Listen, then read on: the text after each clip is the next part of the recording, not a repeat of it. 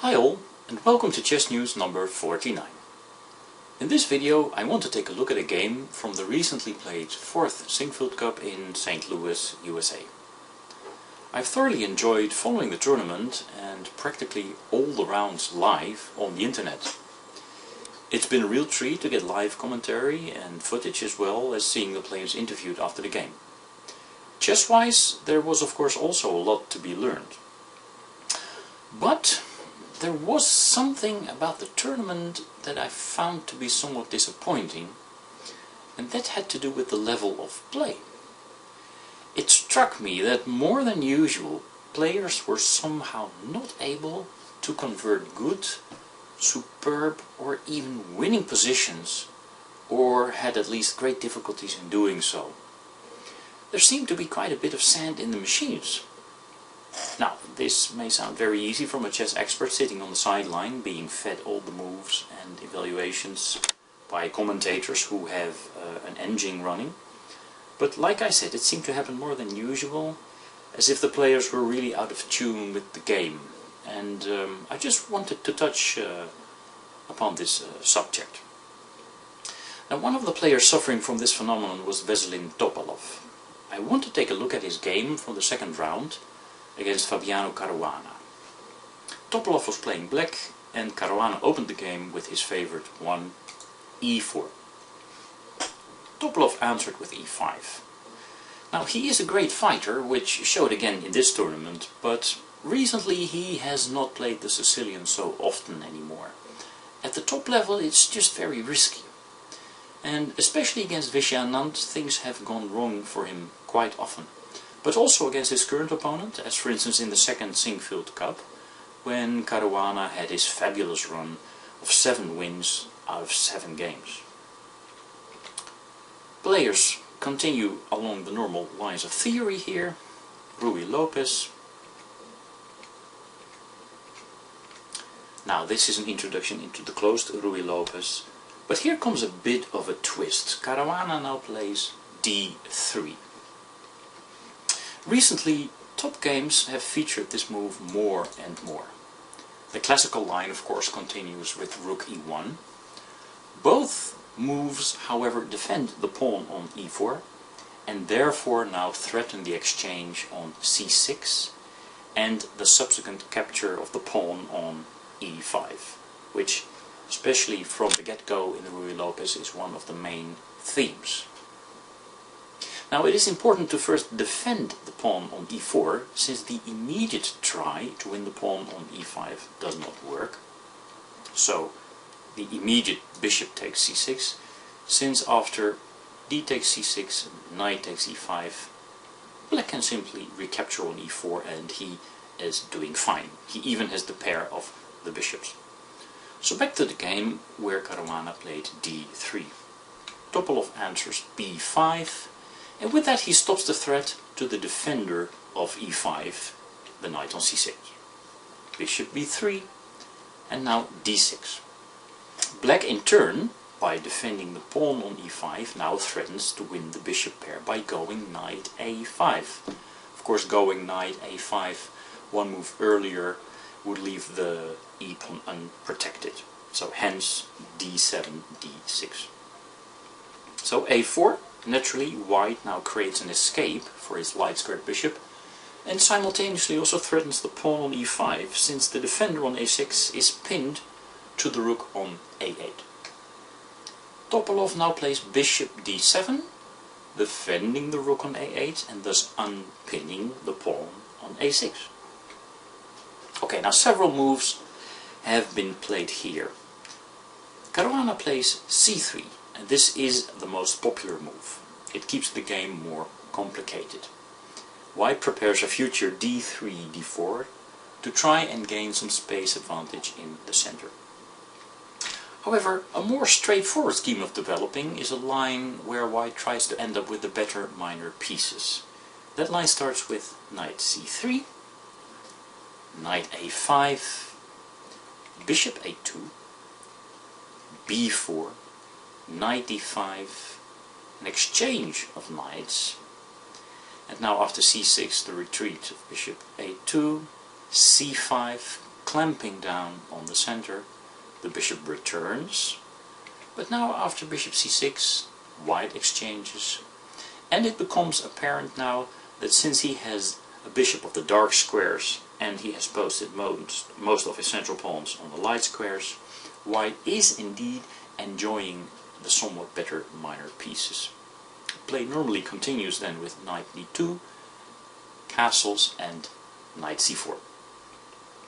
Even though one can argue that indeed white has the better minor pieces, especially the technically good bishop against the so-called technically bad bishop, and also the somewhat better knight, which is already attacking some possibly weak pawns, black is able to strike back at white's center at this moment with f5, and in doing so he normally maintains the balance. Okay, so back to the game, where after bishop d7, c3 was played by Caruana. Knight a5 followed, bishop a2, and now c5. And now, unbelievable, a novelty. Bishop g5. Well, at least according to my database, this move had not been played prior to this game. Now, the move may seem odd, since it defies Lasker's flexibility rule of developing knights before bishops, and it also doesn't really pin the knight on f6, because, well, there isn't really any pin, right? The knight is protected by the bishop on e7. All is very solid there for black. But these guys don't really care for these rules anymore. Nowadays it's all about concrete ideas, and here the idea is to play on the light squares by preparing to exchange the bishop for the knight, or in other words, exchanging a piece that can only control dark squares, the bishop, for a piece that can control both dark and light squares. Okay, now let's see what would happen if black plays an inviting move, for instance with h6, giving back the tempo to white. White could then execute his plan with bishop takes f6, and after the following moves, bishop takes f6 and an exchange on b5, the return of the bishop to the center, and now let's say bishop c6, an exchange of pieces on c6, knight a3 hitting the pawn on b5, b4, knight c4, an exchange of rooks on a1, castles, and queen a6. White indeed has some positional pressure on the light squares. It is also the type of position that would not really allow for counterplay, and tends to have only two possible outcomes. Either white wins, or it will be a draw. And I suppose that Caruana would have been quite happy with this position as the outcome of the opening. So after this novelty, bishop g5, I suppose that even though it's not the end of the world, Topalov is well advised not to invite white to play his plan with h7, h6. Instead, Topalov plays castles, and this move is better in defending against white's idea. Still, white tries to follow along according to the light squared strategy we have seen before. He exchanges now on b5, knight a3. This does attack the pawn on b5, but for the moment it is still protected by the bishop on d7. And Topalov now plays queen b8. Now queen b6 would also have been perfectly possible, of course, and more natural, since it connects the rooks in a more natural way, but hey, this is Topalov playing, and I guess he just wanted to keep things more interesting. You could also argue that from b8 the queen is also indirectly defending the pawn on e5. So yeah, from b8 the queen is eyeing the center in another way.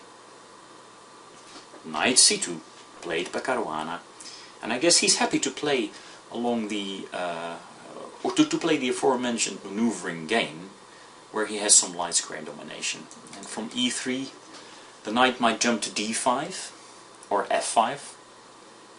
Especially d5 looks attractive once the exchange on f6 occurs, since then that square would no longer be defended. And now after all, Topalov plays h6. And yeah, I think this move is actually a bit compliant, since it weakens light squares, most notably the g6 square, and it also gives white a free tempo to exchange his bishop for knight f6, a piece which can defend the light squares. In this respect, it may have been a little bit more precise to immediately start contesting these light squares and not play h6, but for instance c4, an idea that Topalov employs just a little bit later in the game. And this idea of c4 that shuts in white's light squared bishop. And I guess the position would be even after knight e3, striving for the light squares, and now bishop e6 in turn defending more light squares. But back to the game, where h6 was played. And now a surprising move. Caruana now plays bishop h4. You would expect that he would now go for it, right? With bishop takes f6, bishop takes f6, knight e3 moving into the light squares, and now not bishop e6 when bishop d5 does promise white some initiative, but rather knight c6, and now after bishop d7, rook a7. But if we see what white's next move is, we try to figure out what white's next move is. It could be, for instance, queen b3, but then black could play knight a5, and we can understand Caruana's hesitation once we see that he's not really getting anywhere yet. One of the drawbacks in this case of white's strategy is the fact that both bishop and knight are competing for the d5 square. And note that the f5 square cannot yet be occupied and maintained by a white knight, since knight h4 to prepare a jump of any of the knights to f5 is impossible. That square is controlled by the bishop on f6, and the immediate knight f5 would just be captured, which leads to a slight deterioration of white's pawn structure, since then his e4 pawn would appear on f5 and he no longer would have this stronghold in the center. So it appears that Caruana is keeping the exchange on f6 in reserve and hopes for a more opportune moment to execute it. On the flip side, however, it does give black the opportunity to return to the c4 idea. So back to the game, where bishop h4 was played, and now black is fighting back indeed with c4. And he is saying, well, what about your bishop on a2? And if that bishop is now having trouble moving, then what about rook a1? Right, it's also starting to look a bit more silly. Okay, Caruana answers now with knight b4. And Bobby Fischer would say, in order to gain a square, you have to give up a square. After c5, c4, white has gained access to the b4 square, and he may again be contemplating bishop takes f6, followed by a gain of tempo with knight b4 to d5. But bishop e6, black keeps up and counter-pressures the white squares. There was also another idea to fight against this light square plan for white, and that was with the interesting move g5, just simply stopping the exchange of the bishop for the knight on f6. And it might have been an even better, certainly more interesting way to try and achieve that. Play could continue with bishop g3, the knight returning to the center, the knight hopping into the center, and now after knight takes d5, the pawn on d5 is not such a beautiful pawn. It could in fact become an attacking target. Both of white's bishops are being relegated to some passivity, and black may even enjoy a tiny bit of advantage now. He also has the move f7, f5 in reserve, threatening to completely lock up white's bishop on g3 with f5, f4 even. But that was not Topalov's choice. Topalov's choice after knight b4. As mentioned, he played here bishop e6, also a perfectly fine move.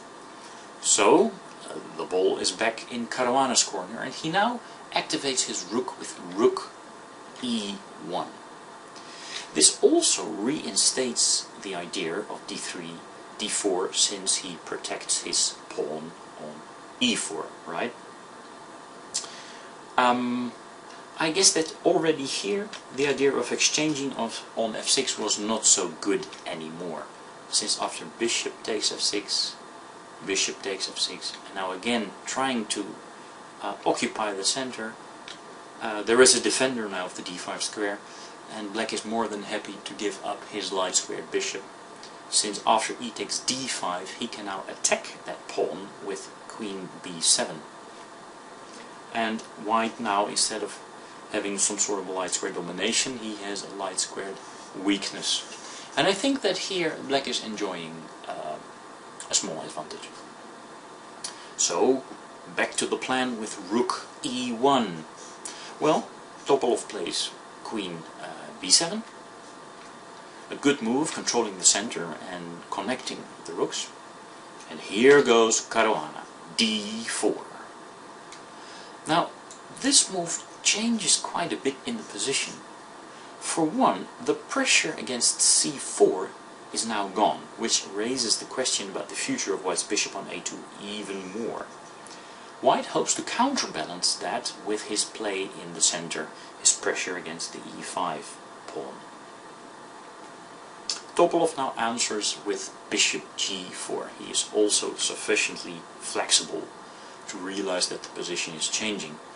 And this is a well-known theme in the Ruy Lopez, and also the reason why white virtually always plays 9, h2, h3 in the main lines, starting with 6, rook e1.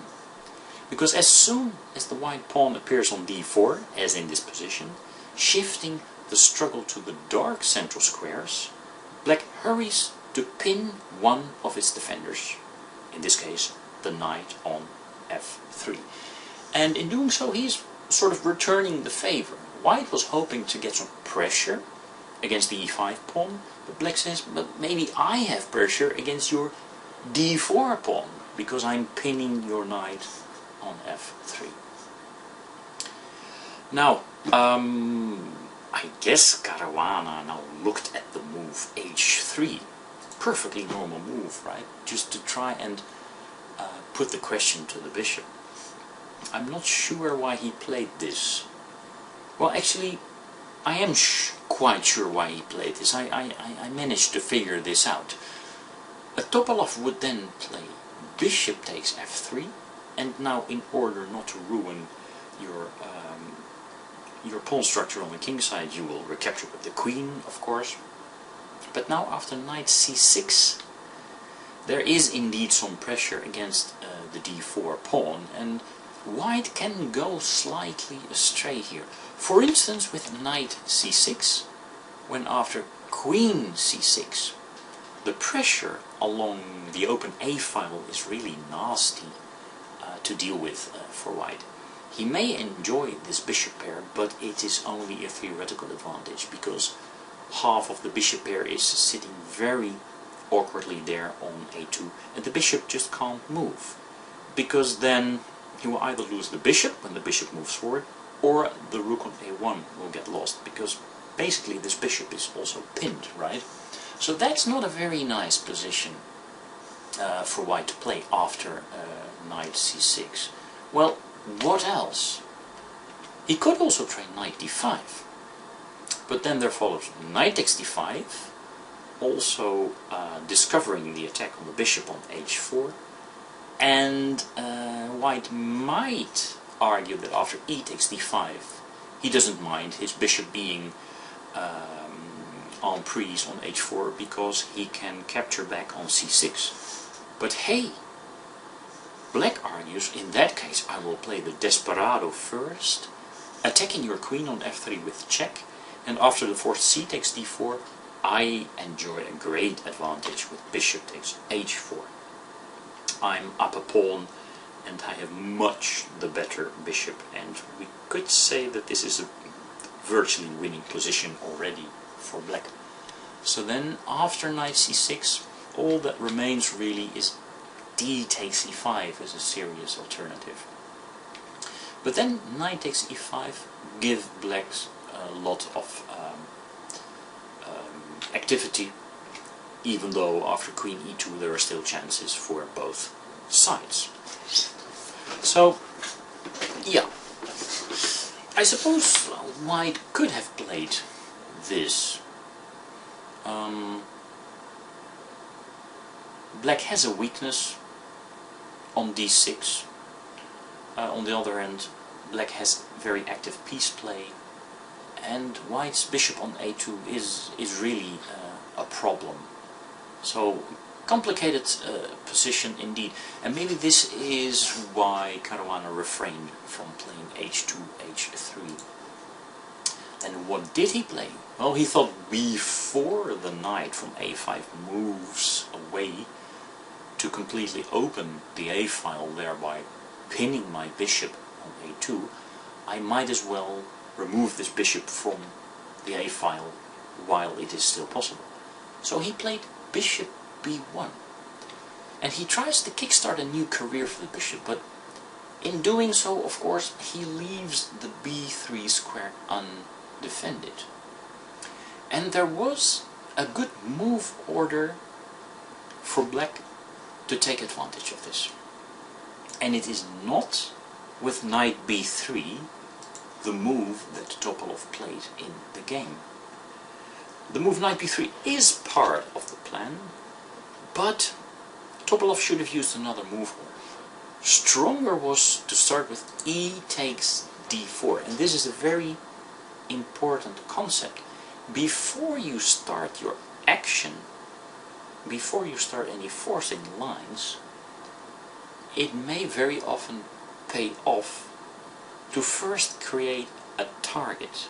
And by exchanging on d4, black first creates a target, and that is the main difference, before he goes into the knight b3 lines.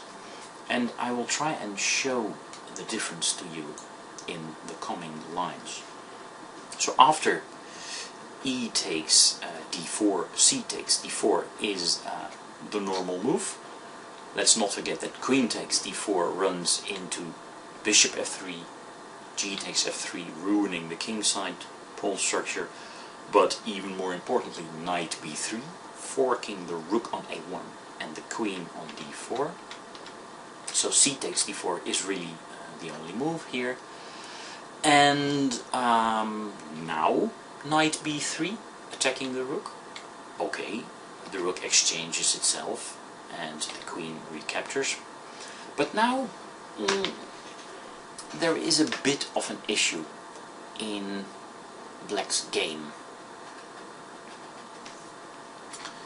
Let me see.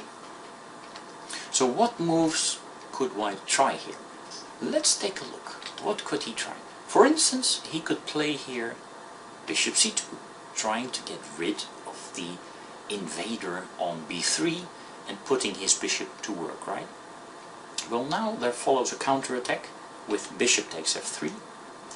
And now after queen takes f3, which is structurally the move you want to play, we see the reason why it was important that e takes d4 needed to be played first, because now the knight immediately can take on d4. Had white's pawn still be on c3, so had black not exchanged first on d4, then this move would of course not be possible. And after knight takes d4, black is clearly better, maybe on his way to winning the game even. So yeah, d5 is not ideal, right? Or excuse me, bishop c2 is not ideal. Well, then there maybe is the d5 move, removing this pawn from the d4 square. But then again, bishop takes f3 is very strong. And now you're really forced to recapture with the g-pawn, which is something you don't want. Because recapturing with the queen leads to queen a5, putting some very nasty pressure again on black's, white's somewhat awkwardly placed pieces. And I think that here as well, white is on the back foot and black is enjoying a bit of an advantage. So G takes F3 is the more safe way to go, but then there can follow the typical maneuver, or tactic, if you like. Knight takes D5, uncovering the attack on the undefended bishop on H4, and simultaneously defending the bishop from the rear, so to say, with the knight on D5. And after bishop takes E7, knight takes E7, it is indeed possible for white to regain the pawn on D6, but let's look at the scattered position of white's pieces and his unsafe kingside. After knight C8, maybe not the nicest move to play because you're putting your knight on the edge of the board, but you gain a tempo against the queen. White could go queen E5, but again queen A5 really puts the finger on the sore spot. Both white's king, rook and knight are vulnerable here, and I think that black is better in this position. Okay, so the strongest for Topalov was E takes D4, but he starts after bishop B1 with knight B3. Okay, this attacks the rook on A1. That rook needs to exchange itself on A8, and Topalov recaptures with the rook. Now the position is still fairly balanced, but now chess becomes the cruel game it is, and we might as well have skipped all the previous considerations of 26 minutes up to this point, and the players might as well also have skipped all their considerations in playing this intricate opening, and maybe even their opening preparations that went along with it, because Caruana now commits a blunder, right? And all goes out the window. Okay. He now plays bishop A2 question mark. That's chess for you. You can throw away half a game in one move, even on the top level. Now the refutation is not easy, but Topalov, being the attacking player he is, finds it. If you want to try and find the move as well, just please pause the video for as long as you like and come back, then we will compare answers. Okay, so let me continue now. Topalov plays here the superb move knight takes E4. And I guess this move is possible because God knows why Caruana removed his bishop again from the defense of the E4 square. Well, maybe God knows, and God would say, because he wants to eliminate the bishop, the knight on B3. But then again, he could also have played bishop C2, right? Trying to attack the knight on B3 and still keeping the pawn on E4 defended. Because now, with knight E4 and bishop takes E4 counter-attacking the queen on B7 is no longer possible. Now, black is uncovering the attack from his bishop against the bishop on H4, and that bishop on H4 is not really defended by the knight on F3, because the knight on F3 is pinned to the queen on D1, right? So that's one attack, and let me point that out. This is the first attack, and it's a discovered attack.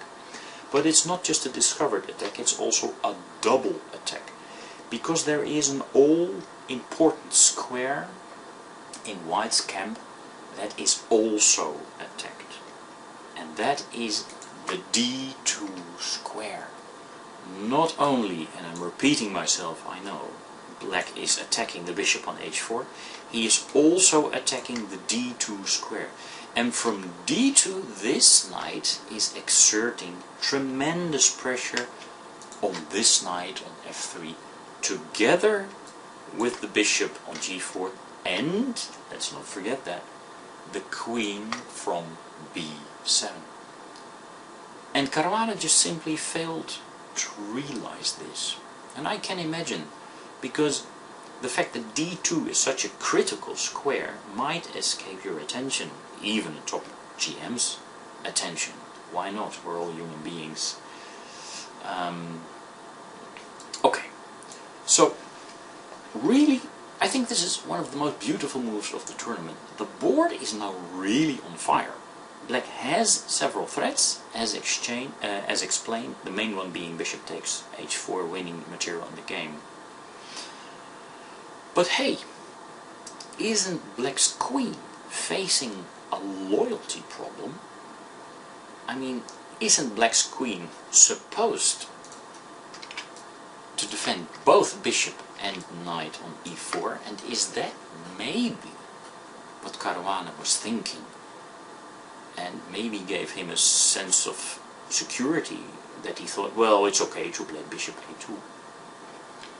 Well, that is possible, of course, and Caruana played bishop takes e7. Other moves don't really address Black threats, and this is clearly the way to challenge Black's bold play and ask Black's queen, well, my dear, aren't you overloaded? Overloaded? Knight e d2. Overloaded? Topalov asks. This position is not about pieces, dear Caruana. Especially with your light squared bishop on a2, this position is about your king, where 3 of my pieces are ripping apart your light squares and will soon checkmate you, or at least win your queen. And of course, Topalov was right. Just look at White's minor pieces, sitting here and here and here and pinned here. What have they got to do with the price of rice in China, right? The price of rice being White's king position, of course. Now Topalov had to foresee this follow-up move of knight e d2, of course, before he played knight takes e4.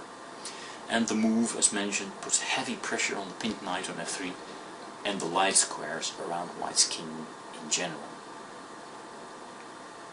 The main threat now, if White does nothing, is bishop takes f3, g takes f3, and now just overwhelming White's king here with knight takes f3, when king f1 is more or less forced if you don't want to go into a terrible discovered attack along the long diagonal. But now after knight b d2, again this d2 square, it's all over. For instance, king e2, queen e4 is an immediate checkmate. So that is the direct attack. It's starting to rain very heavily now outside. Okay, but let's not get distracted. Well, if that is the main threat, then maybe White should eliminate one of these dangerous knights, right? Wasn't that also the reason why he put this bishop back on a2 in the first place? Yes, so now he plays bishop b3. And probably he must have thought, well, okay, at least finally my bishop got to do something, got to give up its life for one of Black's knights. But yeah, Black is not going to recapture on b3, because then he would be down a piece. It's all about White's king position here. And Topalov, of course, now attacks with knight takes f3 check.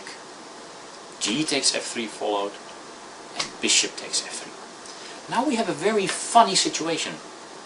Black is 2 minor pieces down, but White in turn has 3 pieces hanging, amongst which his queen and his king is in grave danger. The question is, can he stave off the worst? Now later that day, Caruana would Twitter that he now played his best move of the game. Bishop takes d6. And I think this is true. This is probably the best move of the game. From his part, that is. Objectively, White is lost, but at least he finds the best way to make Topalov's task as difficult as possible. And by giving up his queen, he hopes to regain sufficient control of the light squares around his king, and at least stave off a checkmate for a long time to come. It also comes in handy that he was already up some material, so giving up the queen is not at all ridiculous. Of course, Topalov now has to take the queen, because otherwise all would have been in vain. Bishop takes d1, controlling some more squares on the queen side. But here comes another strong follow-up by black, mainly aimed at creating a pawn majority on the queen side and removing the support of knight b4. E takes d4, of course. Well, that pawn has to be recaptured, c takes d4. And with queen d7, Topalov finds new targets to attack. The loose bishop on d6, obviously, and still the king on g1 and the light squares. One idea he has now is to play rook a1 takes d1, eliminating the defender of the g4 square and also creating a target on d1, and then just simply picking up that target on d1 by means of the double attack on king and rook on d1. So clearly the initiative and the winning advantage, objectively we must say, is still on Topalov's side. So a good move. Now Caruana plays bishop g3, saving his bishop and also shielding his king from the possible check on g5. It was also possible to play bishop c5, saving d4 as well, and it was not really worse, since if black tries to execute his idea with rook a1 takes d1, then there is always f3 defending the g4 square, or even king f1 sidestepping the check on the g file. Okay, well, bishop g3 was Caruana's choice, but now here the phenomenon that I mentioned in the beginning of the video starts. Queen takes d4. This is an inaccuracy, and maybe Caruana correctly judged that taking on d4 was not the best way to go about winning this game, and deliberately left it there as bait, preferring bishop g3 over bishop c5. The strongest move here is to play rook e8. This move would virtually have secured the win. And I find it surprising, really, because these world top grandmasters, they know their chess, they know their strategy, you know. It is a well-known fact that in cases where you have a material imbalance involving the queen, the side playing against the queen, so in this case white, should keep as many pieces on the board as possible. For two reasons. Together they can create a counterattack, and the second reason, the queen has to be afraid of all these pieces, since she is the higher valued piece. The more pieces there are in the enemy's camp, the less safe squares the queen can occupy, right? Simply, the board is more crowded with unsafe squares, since the opponent has more less valued pieces. So Topalov could and should have traded down and force a more favorable situation for his queen, a safer environment for his queen, so that she would be able to roam the board with more ease, so to say. And the sample line after rook e8 runs rook takes e8. I mean, rook f1, queen takes d4 is really way too passive to go for white, so you have to take then that rook. And after queen takes e8, we can already see by the sheer number of weaknesses, the knight on b4, the pawn on d4, the pawn on b2, the bishop on d1, the king on g1, that white is not going to survive this. Just to continue the line a little bit further, knight c2, defending against the queen on e1 check, queen e2, threatening to go queen d3 and hit the bishop, king f1, preparing to protect the bishop, attacking the bishop, protecting the bishop, and now attacking again, another weakness, and now really that weakness is gone, queen b2, etc. In the end, the three uncoordinated minor pieces are no match for the queen and the connected passed pawns. And even though white may be able to set up some sort of temporary blockade with bishop b4, black can also start harassing white's kingside pawns on the other side of the board, and that's not enough, just march up his kingside pawns on that side of the board. So really, in the end, this is just a matter of technique, and it would have been a practically inevitable win for Topalov here. But he didn't play rook e8. Very important moment. After bishop g3, he played queen d4. Now, this doesn't really throw away the win, but it does make it so much more difficult. Because now white is kicking as best as he can, and with bishop f3, he attacks the rook on a8. Queen d2, a good counter-attack. Again, in a way, offering the exchange of the rooks, which is good for white, as we have explained. And in this case, he would also have the pawn on d4 to the good, right? But Caruana is no fool. He plays with rook d1. And now an incredible and inexplicable blunder. I mean, these guys are the best of the best. But well, apparently not in this tournament. Topalov now returns the favor. The queen, that is. He plays queen takes d1, and of course this is a tactical trick. Yeah, but there was another move that was clearly stronger. The game continued, and we will return to the other move in a moment. Continued with bishop d1, rook a1, this is the point, king d2 and rook d1. But in this endgame, white has definite chances of setting up a fortress. And as it turns out, it is just nothing more than a draw. So what should have Topalov played then? I don't know, I really don't know what he played here. What was it, some sort of, I'm almost afraid to say it, some sort of laziness? I mean, you don't have to tell Topalov anything about chess, yeah? He understands chess. He should have played, of course, here, queen takes b2. Because after bishop takes a8 and queen takes b4, black still has excellent winning chances. How on earth is white going to coordinate his still scattered forces and defend against the power of queen and passed pawns at the same time? It's not really completely clear to me. He continuously has to figure out that he's not going to drop a loose bishop or rook. It's very difficult to coordinate the pieces, and in the meantime black's queen and connected passed pawns will just roam the board. Yeah, for me it's really an incredible moment in the game. Well, okay, let's return to the game, where it sort of petered out quite quickly. Queen takes e1, bishop d1, rook a1, king d2, rook d1, and now, easy come, easy go, bishop e5, preparing to set up a fortress on at least the queen side. f6, taking away at least some squares from the dark squared bishop. But with bishop c3, white stabilizes the queen side for some time to come. Okay, so now black needs to come up with a plan if he is still going to win the position. And imagining that white's not going to blunder, how could the win materialize? What methods can black try to force the win if there is one?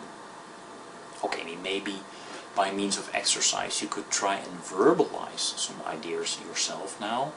Just pause the video for as long as you like, then I will come back after I count to 3 and then we can compare answers. 1, 2, 3. Okay, well, there are a number of ideas. Black could try and simply mate the white king, right? You could imagine that, I don't know, with the black king being here and maybe this pawn somehow being pushed to h3, that the king would be checkmated. Yeah, so that's one basic plan. We're not really talking about the exact way to execute the plan. Another idea would be that he would somehow try to win white's f or h pawn. But for now they're protected, so again this plan could be connected with trying to mate the white king, and of course he would need black's king to attack the f2 pawn, and then maybe from, let's say, from e2, black would be able to take the f2 pawn. So that's also one plan, yeah, not mating, but just simply winning more material and getting more passed pawns. Then there is a third plan.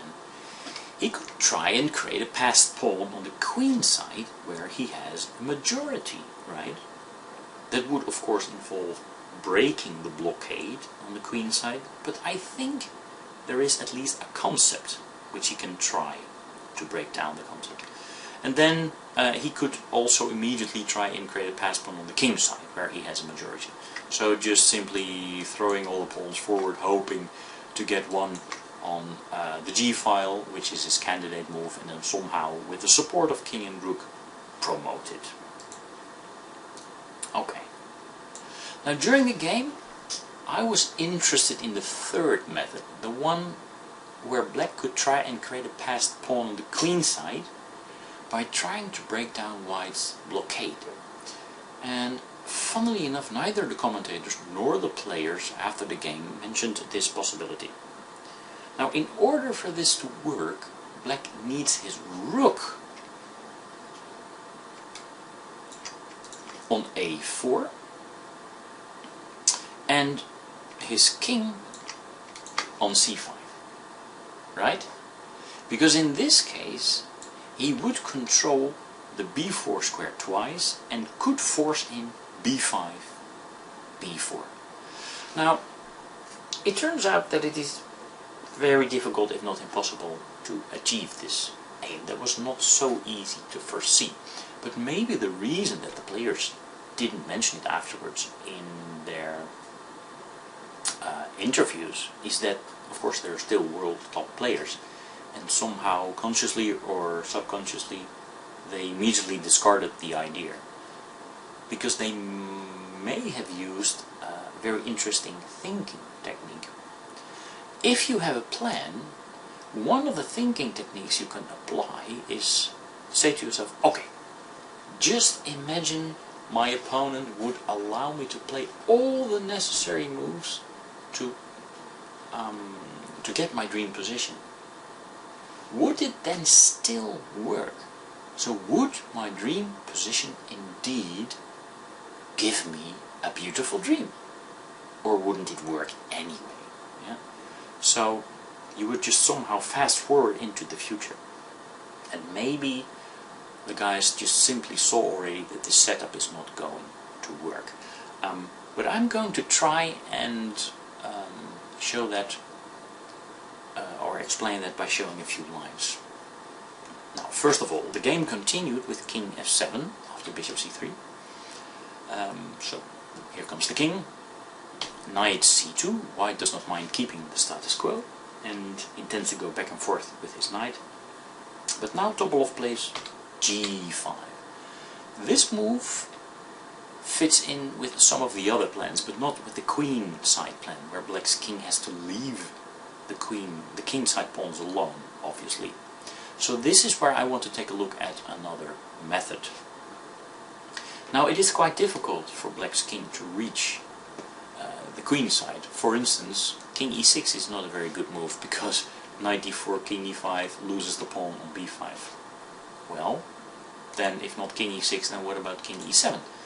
Something similar. Knight d4 attacks the pawn on b5, and b4 is not possible because bishop takes b4 is check.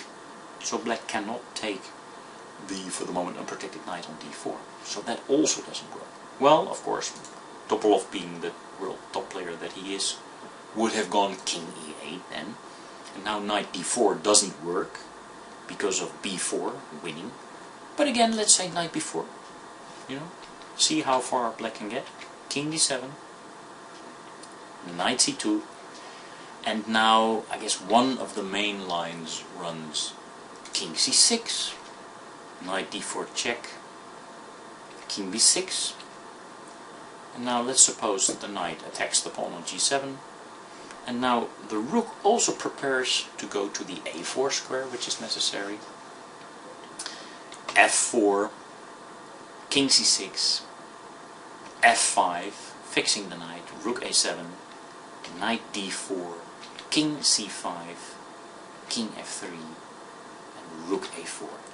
Now, indeed, black is threatening to play b4 and also give his king the b5 square. But as soon as black threatens b5, b4, white can always make sure to have a check. For instance with the knight or with the bishop going to d4. And in this case he can play knight e6. There's always a check to the king as soon as it appears on c5, and that acts as a saving grace. Black cannot maintain his ideal setup. Okay, let's see another line after knight c2 a little bit earlier. There was, instead of king c6, there was, for instance, also king c7, knight b4, knight b6, knight c2, rook c1, knight b4. Just for demonstration purposes, the knight moves around.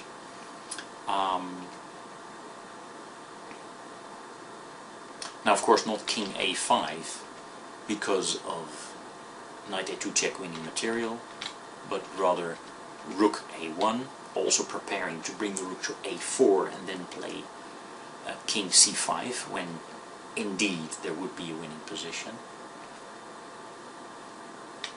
As we can see after knight c2, rook a2, now knight b4 would be a gross blunder, because now king c5 indeed does win, because now at this very moment white does not have a check to the king on c5. But a little bit earlier, here after rook a1, white can play knight d5 check, for instance.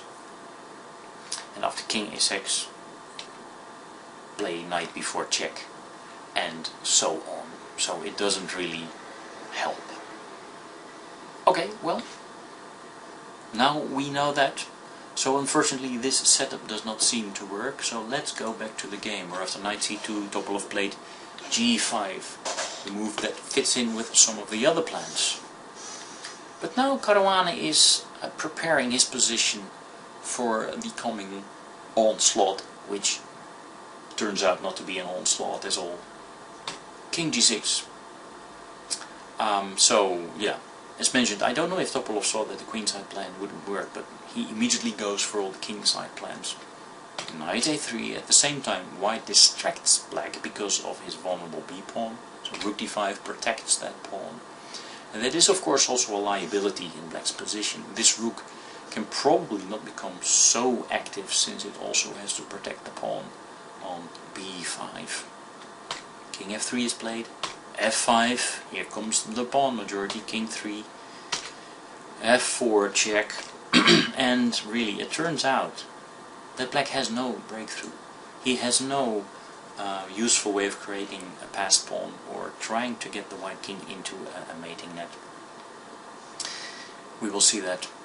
King g2, king f5, and after f3 and h5 the players agreed to a draw. Black cannot break through really. Let me just show you that by going back. I had that line in one of the sublines earlier before, but for instance here after king g2, instead of king f5, h5 was also possible, and now f3, which leads to the same position. And then king f5, knight c2, g4, exchanges, and some subsequent tracks, and yeah, it's difficult to see how black is making progress, and objectively the position is also now a draw. So after f3, h5, the players agree to a draw. A very topsy-turvy game. Yeah, this analysis has brought us to the end of this video. I hope you liked it, and if you did, please like, subscribe or comment on YouTube. Especially if you saw a way for Topalov to play the endgame for a win, then I'm very interested to hear about your insights. And last but not least, do you want to improve your chess? Then please visit our website at www.betteryourchess.com and sign up for our university. Thanks for watching and bye bye.